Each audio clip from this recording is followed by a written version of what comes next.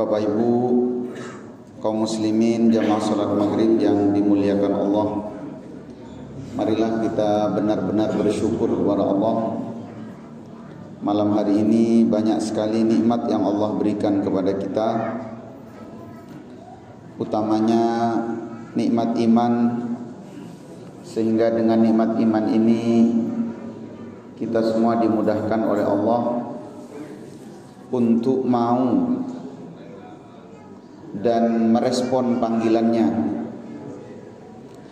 Nikmat iman ini salah satu buahnya adalah ketika kita dipanggil oleh Allah, kemudian kita sadar kalau kita dipanggil.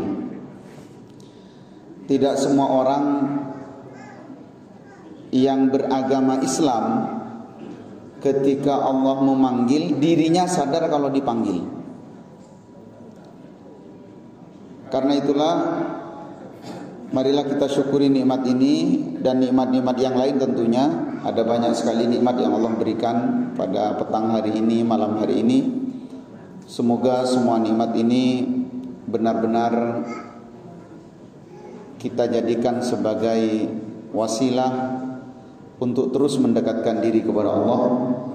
Dan dengan semua wasilah ini semoga Allah mudahkan kita untuk nanti bisa masuk ke dalam surganya Allah Subhanahu wa taala. Sallallahu wasallamuhu, semoga tercurah untuk Nabi Muhammad sallallahu alaihi wasallam. Beliau memberikan contoh bagi kita semua, utamanya dalam mensyukuri nikmat Allah.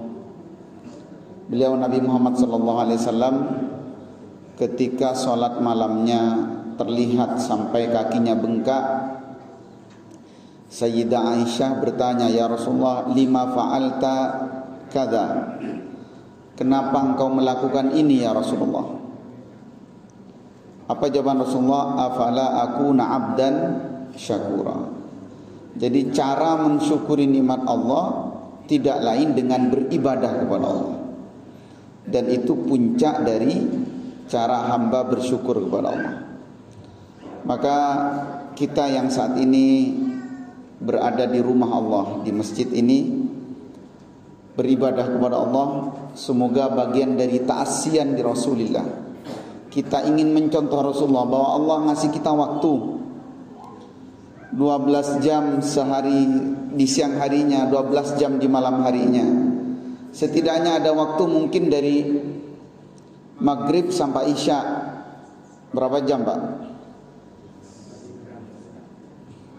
Maghrib sampai isya, sekitar 45 menit. Kita berada di rumah Allah, di mana seharian kita sibuk dengan kesibukan kita masing-masing. Di antara kita ada yang bersemangat sholat 5 waktu, mungkin tadi juga di masjid ini. Setelah ini kita sisa waktu yang berjam-jam itu dengan keluarga di rumah. Memang secara tidak langsung kita tidak beribadah, tapi upayakan niatkan ibadah karena Allah. Jadi berdiamnya kita di masjid ini mudah-mudahan bagian dari cara kita mencontoh Rasulullah. Karena kalau berdiam seperti berdirinya Rasulullah dalam sholat, kita belum mampu Pak. Jadi kita lama sholat seperti Rasulullah belum mampu. Kita berpuasa seperti Rasulullah, kalau yang wisol memang dilarang. Yang puasa Daud sebagian sudah mampu. Maka apa yang kita mampu, salah satu diantaranya adalah beritikaf di masjid, berdiam diri di masjid. Ini bagian diantara mungkin cara kita mencontoh Rasulullah SAW. Semoga semua kita yang hadir malam hari ini, juga saudara-saudara kita yang beriman, semuanya mendapatkan syafaatnya Rasulullah SAW. Di mana pada hari itu tidak ada satupun yang bisa memberikan syafaat kecuali mereka yang diberikan izin oleh Allah untuk memberikan syafaat.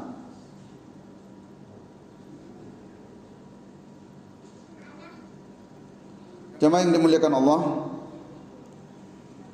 kita di pertemuan sebelumnya telah menyelesaikan satu bab, yaitu bab takwa. dengan beberapa ayat dan hadis yang sudah kita bahas dan dijelaskan. Malam hari ini kita masuk di bab baru, yaitu babul yaqini wat tawakkal. Bab tentang yakin dan tawakal. Firman Allah di dalam Al-Quran yang pertama, walamma ra'al mu'minuna al-ahzaba. Ketika orang-orang beriman melihat Ahzab. Ahzab ini nama salah satu perang yang terjadi di masa Rasulullah. Perang ini terjadi ketika umat Islam saat itu dikeroyok oleh banyak kafilah. Ada yang menyebutkan jumlah umat Islam saat itu kisaran 3.000 orang, dan mereka harus menghadapi 10.000 orang. Jadi begitu Rasulullah dan para sahabat sampai di Madinah selepas perang Badar, kemudian perang Uhud, mereka orang-orang kafir menyiapkan pasukan yang lebih besar lagi untuk menyerang umat Islam. Walamma ra'al mu'minun, ketika orang-orang beriman itu melihat Al-Ahzab, pasukan yang sangat besar, qalu, mereka berkata, hadza ma wa'adana Allahu wa rasuluh. Ini adalah yang dijanjikan Allah dan Rasulnya. Wa sadaqallahu wa rasuluh, dan maha benar Allah dan Rasulnya. Wa ma zadahum illa imanan wa taslima. Dan tidaklah bertambah bagi mereka kecuali mereka bertambah iman dan bertambah berserah diri kepada Allah. Inilah dari sekian banyak ciri yang mengagumkan dari sahabat-sahabat Rasulullah sallallahu alaihi wasallam. Semakin sulit mereka semakin yakin kepada Allah. Semakin kuat lawan yang dihadapi, mereka semakin yakin. Dalam ayat yang lain, alladzina qala lahumun nas, mereka adalah yang ketika orang-orang berkata pada mereka. Jadi mereka sempat ditakut-takuti oleh banyak orang, utamanya orang-orang munafik. Innan nasa qad jama'u lakum. Tuh lihat, orang-orang sudah berkumpul untuk menghadapi kalian. Mereka jumlahnya banyak. Fakhshawhum, kata mereka yang menakut-nakuti ini, takutlah kalian pada mereka. Takutlah kalian pada mereka, karena jumlah mereka sangat banyak, mereka sangat kuat, senjatanya lengkap, pasukannya sudah sangat disiapkan. Apa yang terjadi pada para sahabat? Fazadahum imana, maka bertambah keimanan mereka. Wa qalu, dan mereka mengatakan, hasbunallah wa ni'mal wakil. Cukuplah Allah sebaik-baik pelindung. Ini orang yang yakin, ini orang yang tawakal kepada Allah. Ketika yang dihadapi semakin sulit, kita mungkin menghadapi banyak persoalan dalam hidup, semakin sulit, maka semakin yakin kepada Allah. Wa qalu hasbunallah wa ni'mal wakil. Fanqalabu bi ni'matin minallah, maka mereka kemudian mendapatkan nikmat. Jadi mereka ditakut-takuti dengan ancaman, tapi justru mereka mendapatkan kenikmatan dari Allah. Wa fadlin, karunia, lam yamsashum su, karena yakinnya mereka kepada Allah, mereka tidak terkena sedikit pun keburukan. Wattaba'u ridwanallah, dan mereka mengikuti keridhaan Allah Subhanahu wa taala. Di ayat yang lain, surat Al-Furqan 58. Ini ayat-ayat tentang tawakal. Sebenarnya banyak sekali ayat-ayat tentang tawakal dalam Al-Quran. Wa tawakkal 'alal hayyil ladzi la yamut. Bertawakallah kepada Allah Al-Hayy, zat yang maha hidup. La yamut, zat yang tidak akan pernah mati. Ini ayat memberikan kepastian bagi kita kenapa kita bertawakal kepada Allah. Karena tidak ada satupun yang bisa hidup selama-lamanya kecuali Allah. Kalau kita tawakal, berserah diri kepada makhluk, pilih sekarang makhluk apa yang paling kuat. Adakah di antara kita yang mau tawakal dengan uang misalnya? Uang.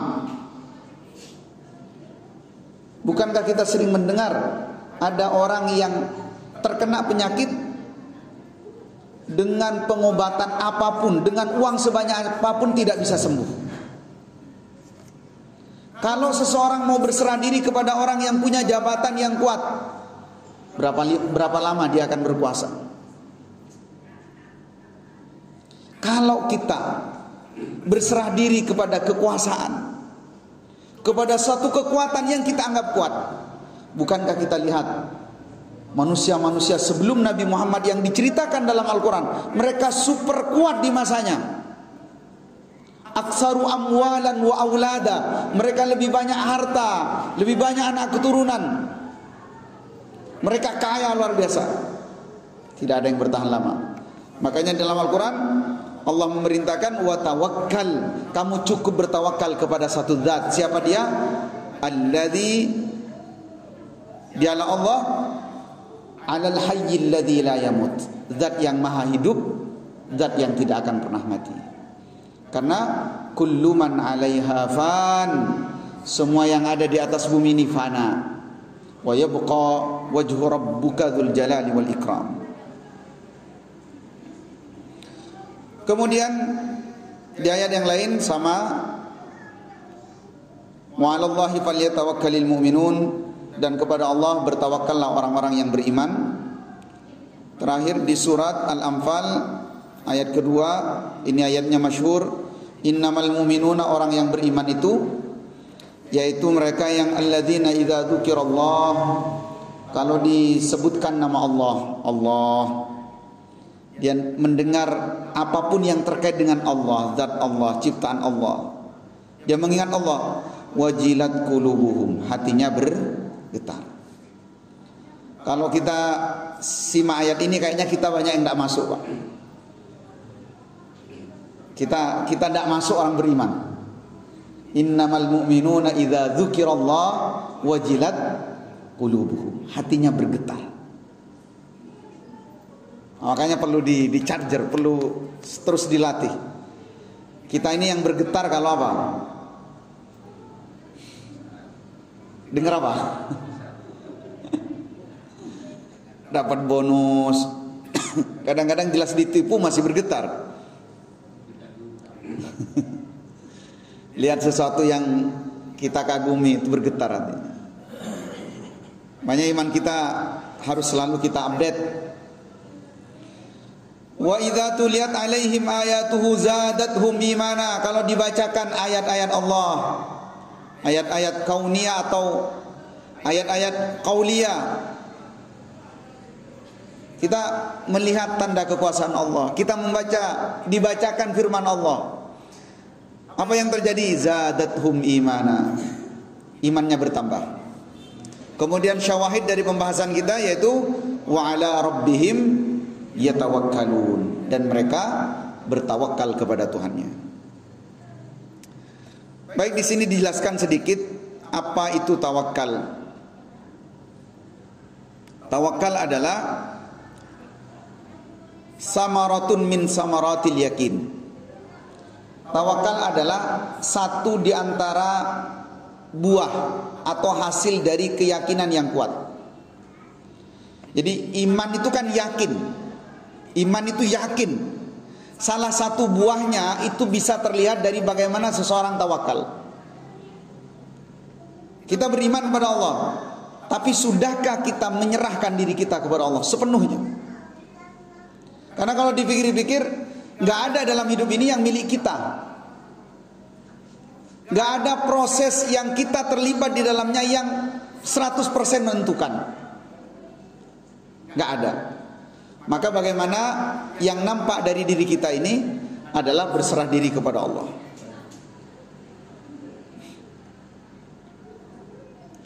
Kemudian kita akan bahas hadis-hadis tentang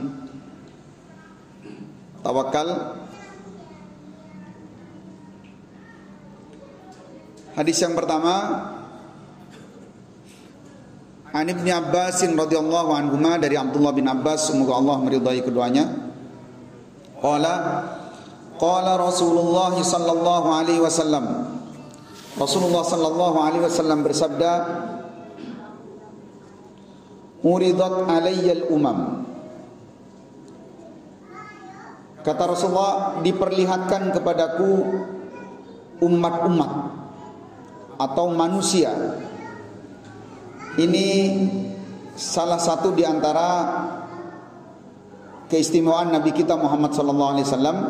Beliau ketika peristiwa Isra Mi'raj diperlihatkan siapa umatnya, seperti apa amalan umatnya, apa dosa yang dilakukan oleh umatnya, seperti apa mereka umatnya di surga, diperlihatkan pada Nabi Muhammad. Banyak hadis-hadis yang bercerita tentang ini. Jadi umat Nabi Muhammad itu sudah ditampakkan pada beliau bagaimana mereka di surga.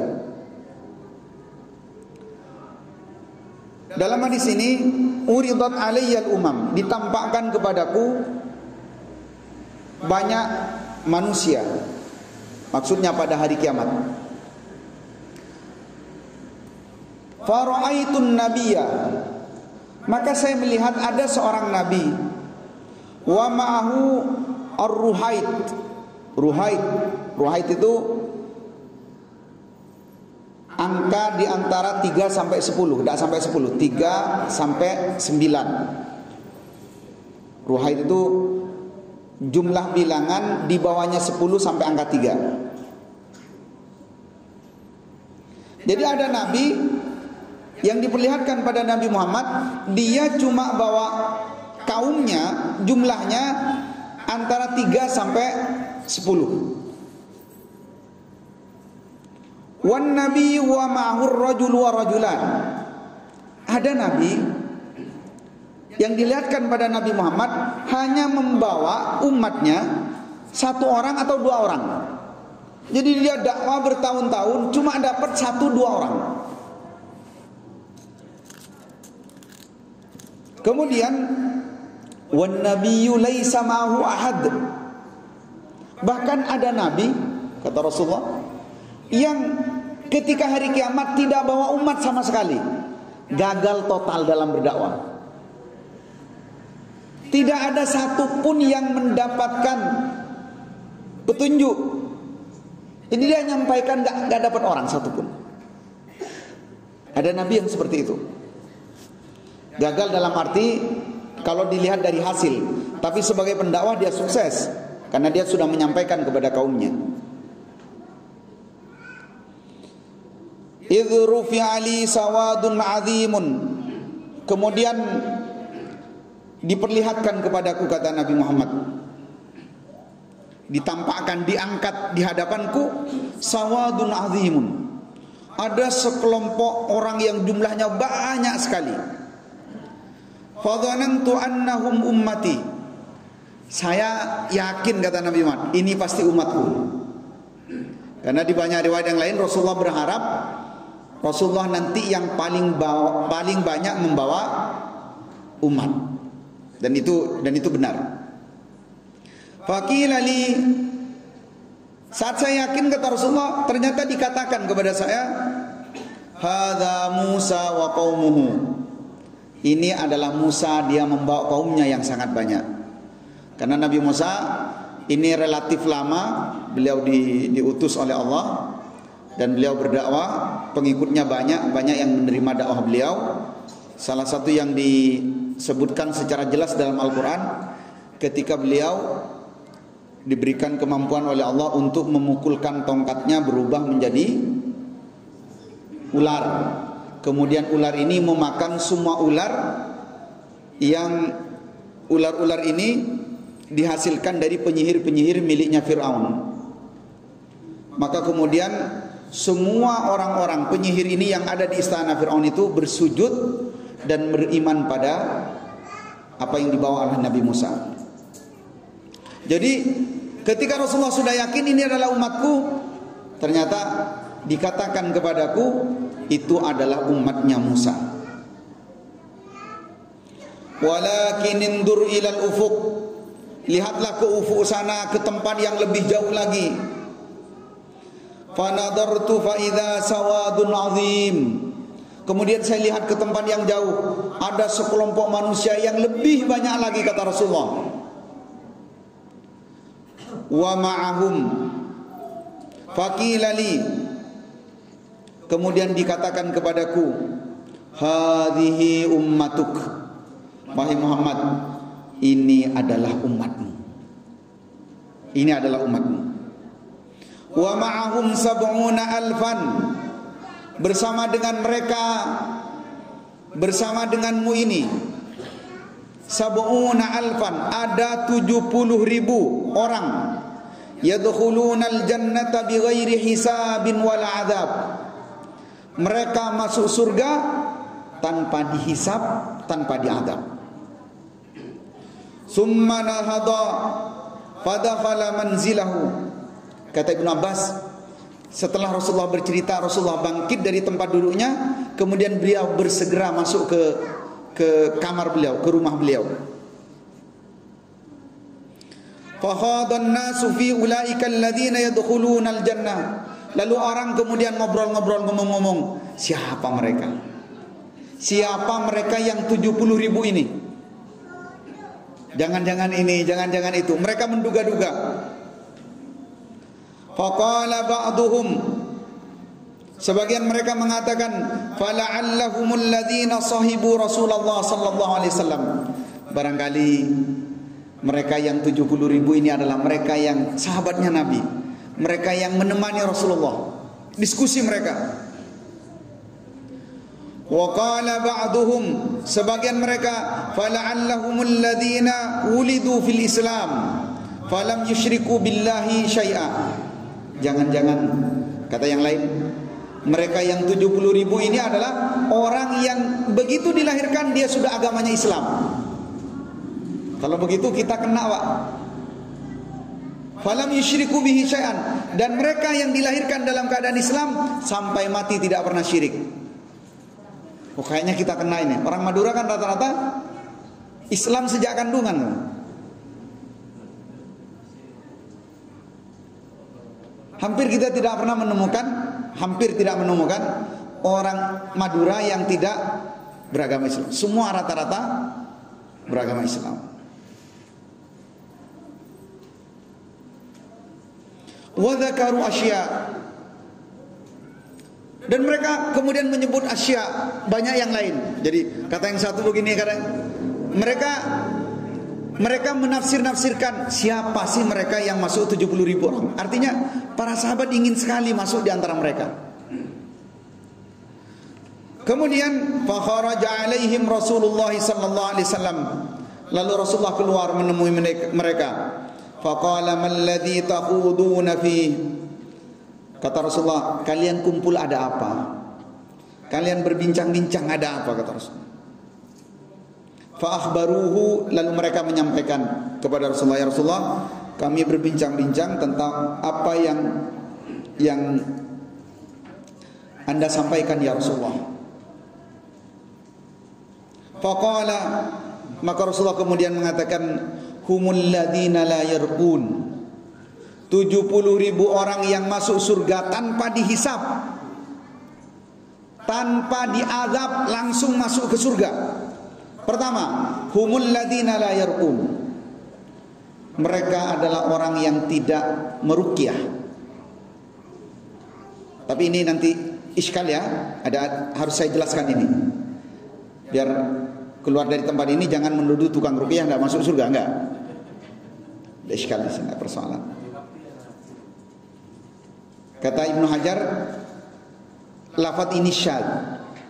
Lafaz ini syad. Ada yang memalingkan makna ini, la yarqun maksudnya orang yang tidak menjampi-jampi. Tidak menjampi-jampi. Jadi la yarqun di mana tidak menjampi-jampi. Kenapa? Karena Rasulullah sendiri pernah meruqyah. Ketika ada seorang sahabat yang terkena ain, diruqyah. Ada yang terkena sihir, diruqyah. Jadi la yarqun di sini maksudnya tidak menjampi-jampi. Ada yang Ibnu Hajar mengatakan lafaz ini syad. Syad itu artinya tidak disepakati oleh banyak ulama hadis, dan lafaz ini menyelisihi lafaz yang lainnya. Wala yastarqud, dan mereka tidak meminta diruqyah. La yastarqun, mereka tidak meminta diruqyah. Wala yatatayyarun, dan mereka tidak tatayyur. Tatayyur itu percaya kepada apa? Kesialan. Ada kejadian-kejadian yang diyakini di satu tempat, kemudian dia tatayyur itu sebenarnya diambil dari kata percaya ramalan burung, dari kata at-tayr. Ya, misalnya ada keyakinan di satu tempat, kalau begini nanti begini, dia kemudian meyakini. Wa ala rabbihim yatawakkalun, dan kepada Tuhan mereka bertawakal. Faqama, kemudian ada satu orang berdiri, Ukasha. Ada seorang sahabat namanya Ukasha berdiri, Ukasha bin Mihsan. Faqala, kemudian Ukasha berkata, Ud'ullah ayyaj'alani minhum. Ya Rasulullah, doakan kepada Allah agar saya masuk yang 70.000 itu. Ya, Ukasha cerdas sekali. Begitu Rasulullah selesai menjelaskan, ya Rasulullah, doakan saya ya Rasulullah agar saya masuk ke dalam yang 70.000 itu. Faqala, kemudian Rasulullah mengatakan, anta minhum. Wahai Ukasha, kamu masuk di antara mereka. Bayangkan kalau nama kita yang masuk. Kamu masuk terus. Kalau yang Al-Ashrul Mubashshirun bil Jannah kan kita tahu 10 sahabat yang dijamin masuk surga. Di riwayat yang lain banyak Rasulullah menyebutkan beberapa sahabat yang dijamin masuk surga, termasuk sahabiah. Saya ada buku kecil As-Salasun Al-Mubashshirun bil Jannah. 30 orang yang dijamin masuk surga. Di antaranya sahabat Ukasha ini.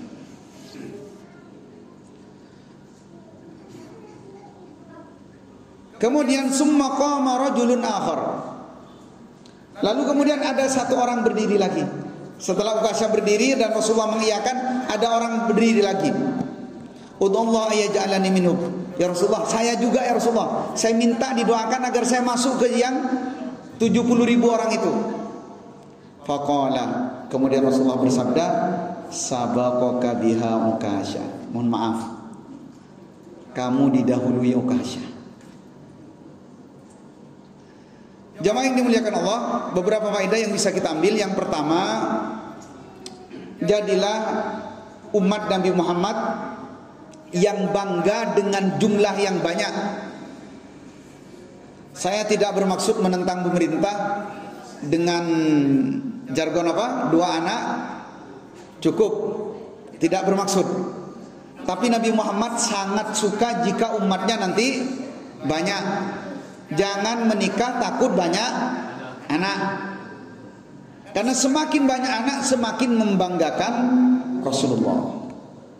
Kalau orang Madura kan sering menyebut banyak anak banyak rezeki. Jadi orang Madura pikirannya ekonomis. Pikirannya ekonom. Banyak anak banyak rezeki. Ya, itu bisa dibenarkan. Karena setiap anak ada rezekinya. Tapi bagi kita yang benar-benar cinta Rasulullah, semakin banyak anak semakin membuat Rasulullah senang. Fa inni mubahin, kata Rasulullah, karena saya ini nanti bangga bimakasirikum, dengan jumlah kalian yang banyak.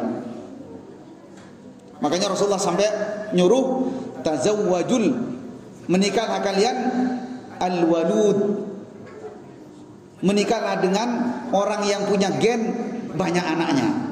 Jadi suruh menikah, disuruh pilih pasangan yang banyak anaknya. Itu ada hadisnya. Esoronya resemerti.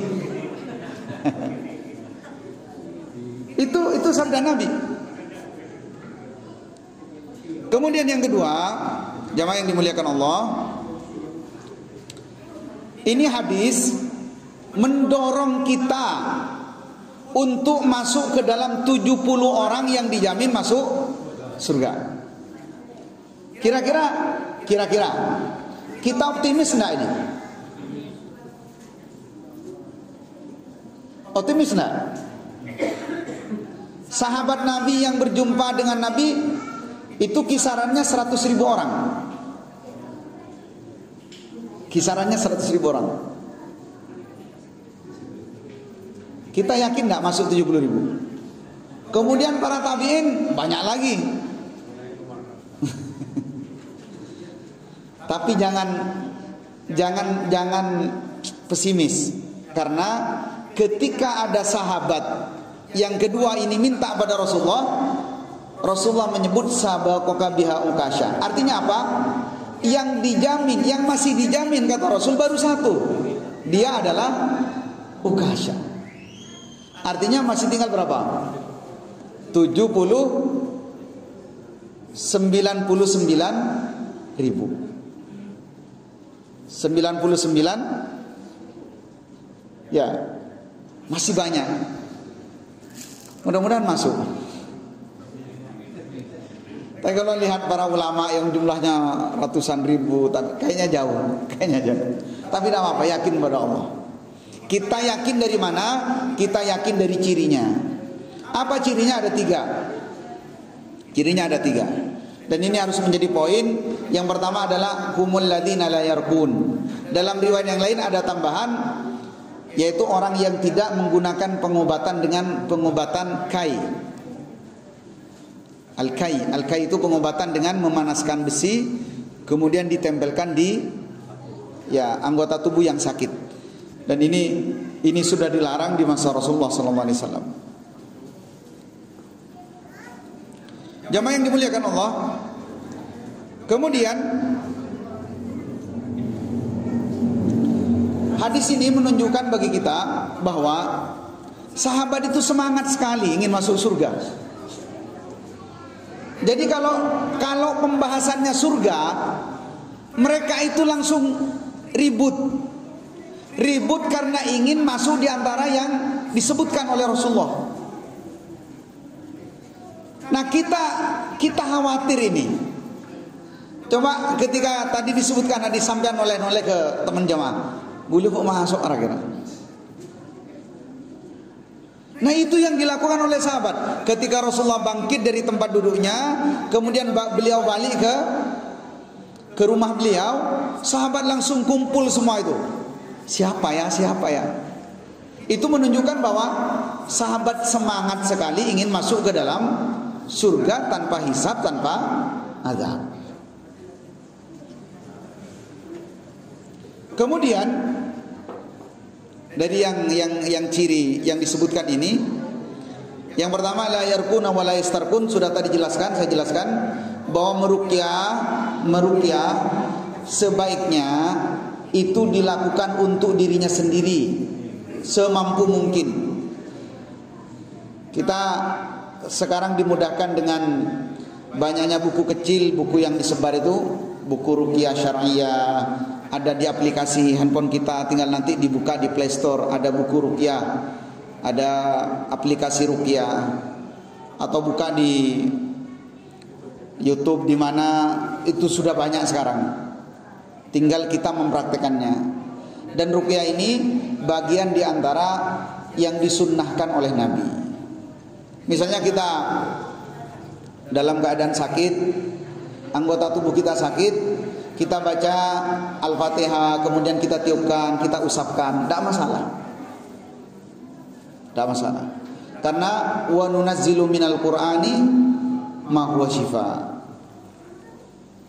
Jadi ini bagian di antara yang perlu kita pertimbangkan. Kenapa hadis ini oleh Imam Ibnu Hajar Al-Asqalani disebut dengan lafadznya sebagai lafadz yang syadz. Kemudian la yastarqun. Kenapa orang dilarang minta ruqyah? Ini yang dimaksud dilarang di sini adalah karena ada kekhawatiran orang yang minta ruqyah biasanya dia yakin kepada tukang ruqyahnya. Tapi kalau keluarganya yang mintakan beda lagi. Atau dalam pemahaman yang lain, bisa jadi kalau dia minta ruqyah, dia tidak yakin dengan bacaannya sendiri, padahal ruqyah itu untuk setiap orang. Dan sekarang macam-macam, pakai media ini, pakai media itu, segala macam. Itu ulama banyak yang membolehkan. Tapi sebaiknya kalau ruqyah itu ruqyah untuk dirinya sendiri.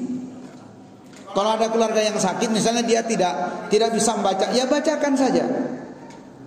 Bacakan. Saya tidak dalam konteks melarang bahwa kita harus mendatangkan ahli ruqyah, tidak apa-apa.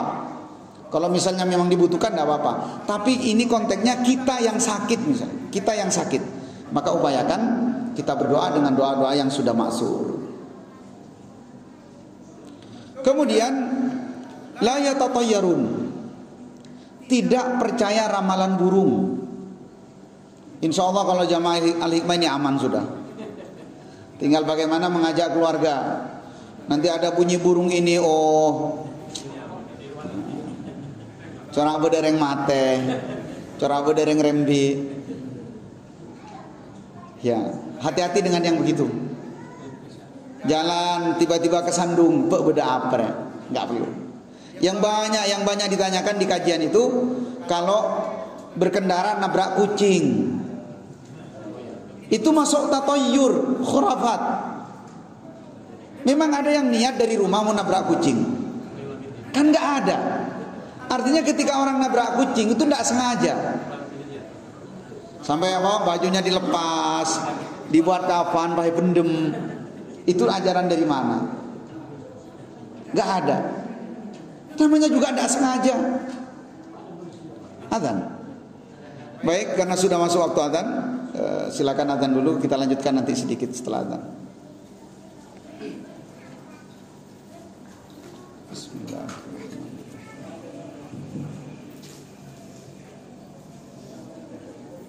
Allahu Akbar, Allahu Akbar. Allahu Akbar, Allahu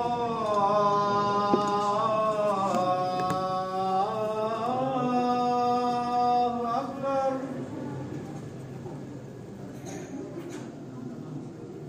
Asyhadu an la ilaha illallah.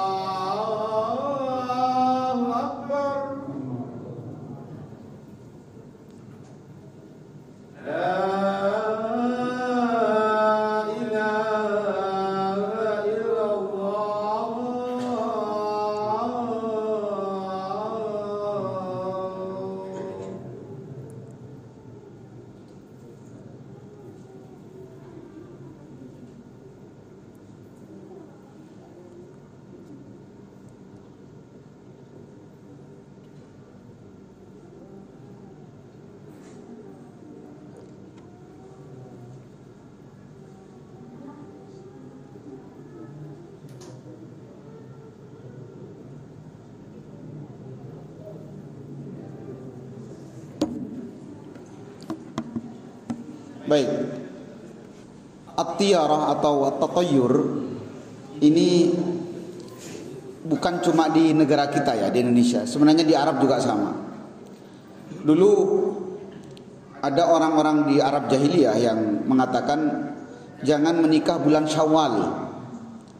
Kalau nikah bulan Syawal nanti tidak akan bertahan lama.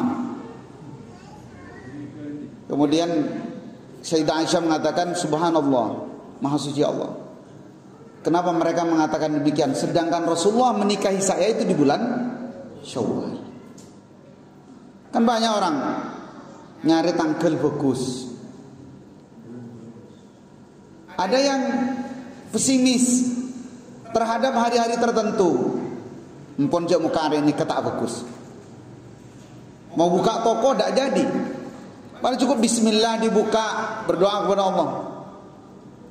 Ada yang pesimis gara-gara melihat sesuatu. Begitu buka toko, tiba-tiba ada orang yang, mohon maaf, ada masalah di wajahnya. Misalnya tiba-tiba orang buta datang. Oh, nggak bisa dilanjutkan toko ini. Kak sedetang pertama sudah orang buta. Ini bagian dari at-tatayyur. Kemudian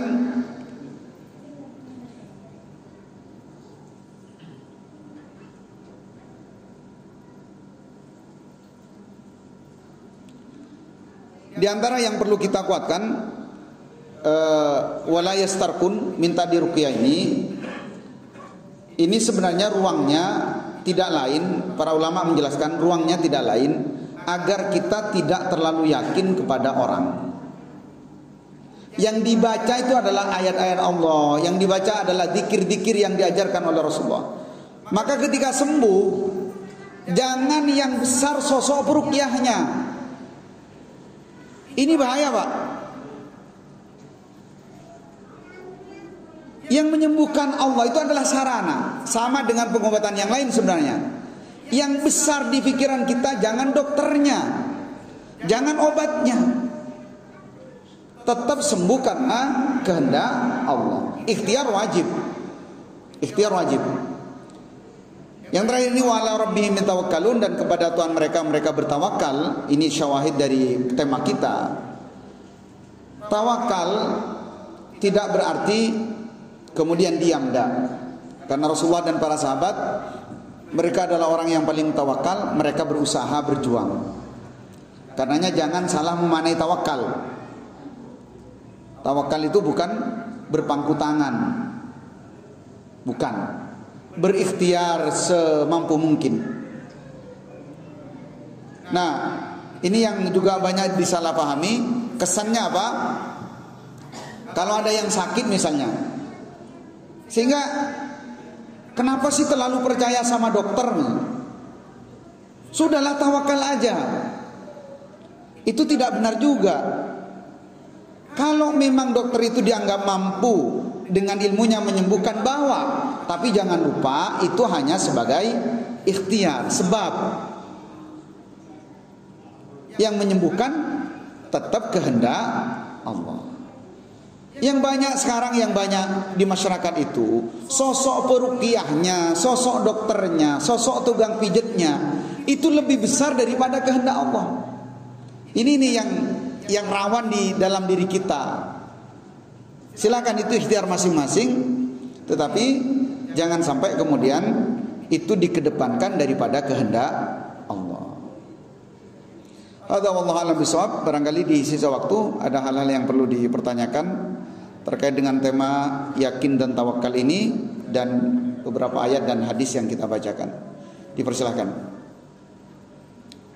Oh, yang sepuh dulu.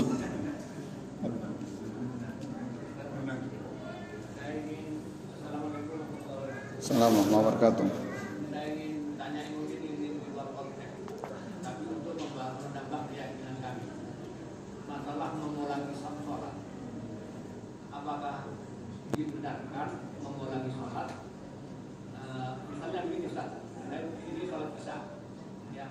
Nah terus di rumah kan belum sholat besar. Nah terus di rumah itu saya jadi imam, apakah boleh atau ada anunya, landasannya Ustaz? Baik. Ini temanya fikih ya. Dan nanti untuk memperkuat ada 2 ustadz yang ngisi di sini. Saya anggap beliau mumpuni di bidang fikih. Ada Ustadz Mughni dan Ustadz Samhari. Cuma begini, yang saya pahami, mengulang sholat untuk diri kita secara pribadi, kan kasusnya ada 2 itu. Mengulang untuk pribadi, mengulang untuk orang lain. Kalau mengulangnya untuk pribadi, kasusnya adalah kita misalnya sholat sendirian, sudah sholat sendirian. Kemudian kita menemukan orang yang mendirikan sholat berjamaah, maka kita ulang sholat kita, karena kita yakin sholat berjamaah lebih afdal. Nah, yang kedua, yang seperti yang ditanyakan beliau, kita sudah sholat berjamaah di sini, di rumah belum sholat. Kalau di sini diyakini sudah afdal, maka di sana tidak perlu ngulang. Yang dilakukan adalah sholat sunnah. Sholat sunnah. Jadi sholat sunnah sampai rumah, tapi posisinya sebagai imam. Kemudian nanti misalnya keluarga ingin makmum. Cuma kalau konteksnya untuk istri, saya rasa tidak perlu. Kenapa? Karena bagi perempuan itu memang afdolnya sholat di rumah, dan tidak ada anjuran khusus untuk sholat berjamaah ke masjid. Tapi Rasulullah fala yamna'hunna, kalau mereka ingin ke masjid jangan dilarang. Artinya yang diperintahkan kuat-kuat untuk sholat berjamaah di masjid adalah laki-laki. Tetapi seandainya mereka ingin afdoliyah berjamaah di rumah dengan yang sesama di rumah, ya tafadhol, silahkan. Cuma kalau kita hadir ke mereka untuk sholat sunnah sekaligus sholat mengimami, saya tidak menemukan landasan yang kuat. Yang saya temukan begini, kita sudah sholat sunnah di sini, sholat berjamaah, lalu ada orang yang datang dan dia sudah mendapatkan imam selesai salam. Kemudian kita boleh sholat sunnah dibaca dengan jahar, misalnya sholat isya dibaca dengan jahar, tapi cukup 2 rakaat. Kita salam, mereka melanjutkan 4 rakaat. Jadi seperti itu. Itu yang saya temukan keterangannya. Wallahu a'lam. Silakan. Ya, sebelumnya assalamualaikum warahmatullahi wabarakatuh. Jadi yang saya mau tanyakan tadi kan Rasulullah bangga dengan umatnya yang banyak. Nah, semisal kan di sekitar kita kadang-kadang misal ada istri kita katakanlah sudah melahirkan gitu, entah dia operasi ataukah lahir biasa normal, terus disarankan katakanlah dari bidan itu supaya nanti proses kelahirannya itu tidak rapat, itu pakai KB. Nah itu bagaimana hukumnya? Kan kadang-kadang tadi kita supaya keturunan itu banyak. Baik. Ya. Ini mungkin sebagian di antara jamaah sekalian ada kasus dalam jadi proses melahirkan, misalnya anak pertama prosesnya sesar ya. Kemudian dokter menyarankan agar tidak segera punya anak, ada jeda karena rawan. Maka kita yakin mereka lebih tahu tentang hal itu dan kita ikuti saja. Nah, kemudian bagaimana jika proses jeda itu wasilahnya dengan menggunakan pil KB atau suntik ya? Begini, kalau KB atau suntik atau pil ya, itu niatnya karena takut punya anak dan anak ini dianggap nanti membebani. Ini termasuk diantara yang di dalam Al-Quran ketika Allah melarang orang-orang jahiliyah di masa itu, wala taqtulu auladakum khasyata imlak, jangan bunuh anakmu karena takut kelaparan. Kalau illatnya takut anak membebani, ya insya Allah semua orang tua, semua pasangan itu tahu apa niat pakai KB. Nah, bagaimana hukum KB-nya? Hukum KB-nya ada yang melarang, ada yang membolehkan, dan saya termasuk berpendapat yang membolehkan. Saya membolehkan dengan catatan Dengan catatan KB ini tidak mesti dengan pil atau suntik. Karena di masa Rasulullah itu ada riwayat Jabir, dan saya tahu betul riwayat ini karena saya ngajar mustalah hadis. Itu ada hadis yang secara lafadznya sahabat, jadi lafadznya mauquf, tapi secara hukumnya marfu, dihukumi sebagai sabda Rasul. Kata Jabir, kunna na'zilu ala ahdi Rasulillah. Kami di masa Rasulullah biasa berazl. Azl itu mengeluarkan di luar. Jadi mengeluarkan di luar. Mungkin ada kekhawatiran atau segala macam. Jadi itu dibolehkan. Adapun ulama-ulama yang mengharamkan, rata-rata itu kepada illat, karena rata-rata orang yang KB itu takut punya anak. Takut punya anak kan itu yang terlarang dalam agama. Nah, kalau illatnya takut kepada anak, maka jelas itu tidak diperbolehkan. Takut pada bebannya seperti itu. Tapi kalau saya secara umum saya mengikuti kepada apa yang terbiasa terjadi di para sahabat, dan itu lafadznya Jabir bahwa kami biasa berazl. Azl itu tidak, ketika menggauli itu tidak dikeluarkan. Insyaallah yang berkeluarga paham tentang itu. Itu yang menjadi dasar dibolehkannya KB atau yang sejenisnya itu. Jadi mengatur rentetan. Tapi ingat, illat atau alasan atau niat masing-masing pasangan itu pasti tahu apa. Jadi saya tidak ingin ini haram ini, karena kita tidak tahu apa maksud dari itu semua. Kalau memang jelas yakin ilatnya karena takut dibebani anak, atau takut anak karena kelaparan segala macam, ini jelas tidak diperbolehkan dalam agama. Jadi seperti itu. Allahu a'lam. Kita sudah masuk waktu Isya. Kalau ada hal yang perlu ditanyakan lagi nanti di luar momentum ini. Subhanakallahumma bihamdika asyhadu an la ilaha illa anta astaghfiruka wa atubu ilaik. Assalamualaikum warahmatullahi wabarakatuh.